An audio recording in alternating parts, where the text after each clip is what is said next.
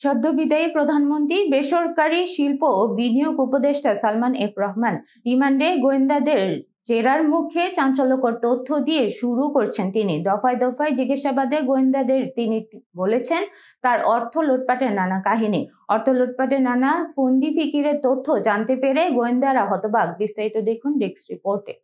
সংশ্লিষ্ট সূত্র জানায়, সালমান এফ রহমান এবং আনিসুল হকের নাম কেবল হত্যাকাণ্ডের সঙ্গেই সংশ্লিষ্ট নয়, প্রতিপক্ষকে ঘায়েল করতে রাষ্ট্রযন্ত্রকে চরমভাবে অপব্যবহারও করেছিলেন তারা।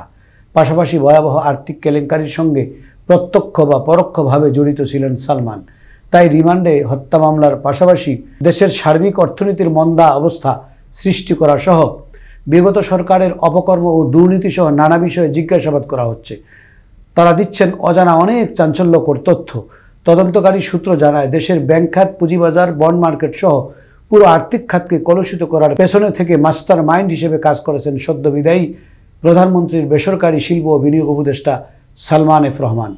ব্যাংক খাতে খেলাপি ঋণের কারিগর হিসাবে উত্থান, ক্ষমতার অপব্যবহার করে পুঁজিবাজারে বিনিয়োগকারীদের সর্বস্ব লুটে নিয়েছেন।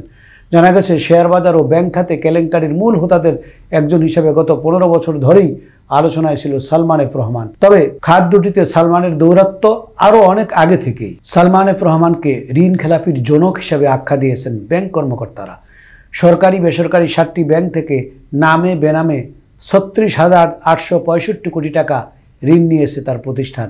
এর মধ্যে একটি ব্যাংক থেকেই নেওয়া হয়েছে 23,070 কোটি টাকা। পণ্য রপ্তানি করে টাকা দেশে না আনার অভিযোগও রয়েছে তার প্রতিষ্ঠানগুলোর বিরুদ্ধে।